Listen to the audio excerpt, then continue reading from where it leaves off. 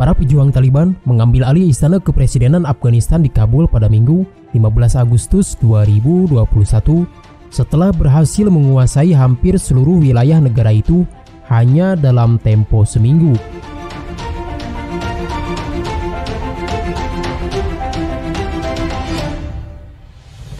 Jatuhnya Afghanistan ke tangan Taliban bukan hal yang mengejutkan. Mereka memiliki pepatah yang ditunjukkan kepada pasukan asing dan pasukan pemerintah. Kalian memiliki arloji, kami memiliki waktu. Kami lahir di sini, kami pun akan mati di sini. Kami tidak akan kemana-mana.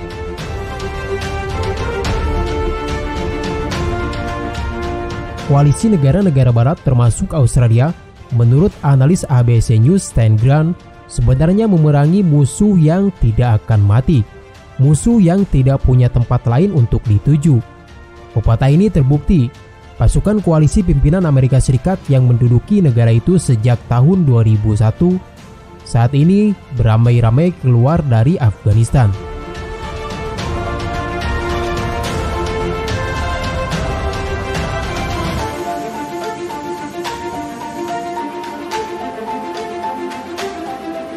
Begitu pula dengan Presiden Ashraf Ghani beserta jajaran pemerintahannya termasuk para politisi telah meninggalkan Kabul sebelum pasukan Taliban tiba. Pejuang Taliban menguasai sebagian besar ibu kota dalam semalam, hanya menghadapi sedikit perlawanan dari Tentara Nasional Afghanistan. Militan bersenjata ini mengambil alih istana beberapa jam setelah Presiden Ashraf Ghani melarikan diri dengan dalih tidak ingin melihat pertumpahan darah di Kabul.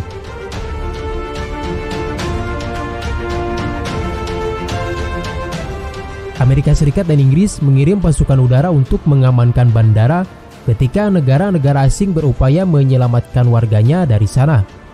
Di Australia, Perdana Menteri Scott Morrison mengadakan rapat mendadak Komite Keamanan Nasional, namun tidak menjelaskan apakah kecepatan serangan Taliban telah menggagalkan upaya pemindahan warga Australia ke tempat yang aman.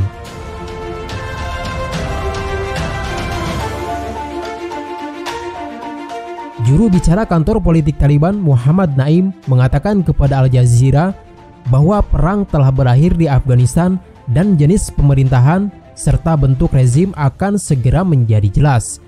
Ia memastikan tidak satupun kantor diplomatik yang menjadi sasaran dan memastikan pihaknya menjamin keamanan setiap warga negara serta misi diplomatik asing. Kami siap berdialog dengan semua tokoh Afghanistan dan akan menjamin mereka, ujarnya seraya mengatakan bahwa Taliban juga menginginkan perdamaian. Kami tidak akan mengizinkan siapapun menggunakan tanah air kami untuk menyerang siapapun. Kami tidak ingin merugikan orang lain, tambahnya. Kami tidak ingin pasukan asing akan mengulangi kembali kegagalan mereka di Afghanistan, ujar Naim.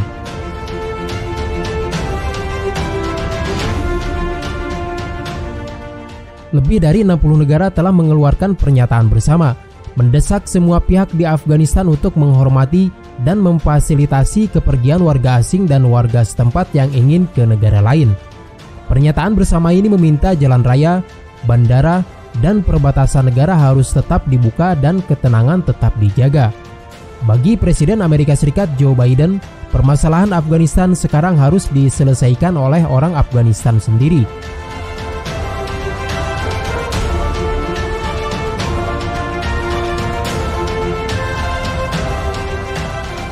Ada unsur etno-nasionalisme di kalangan Taliban. Itu muncul dari mayoritas etnis Pashtun yang dominan. Identitas etnis dan keyakinan agama membentuk inti identitas Taliban.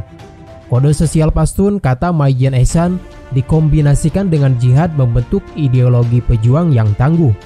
Taliban bukan organisasi teror transnasional seperti Al-Qaeda atau ISIS. Mereka berusaha untuk memerintah di Afghanistan. Namun mereka memisahkan diri dari kelompok nasionalis Pashtun sekuler lainnya.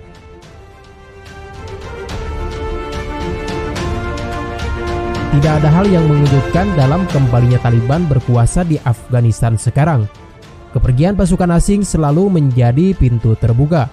Pemerintah dan militer Afghanistan, meskipun telah mendapatkan pelatihan dan dana puluhan miliar dolar, hanya menjadi hambatan kecil bagi Taliban.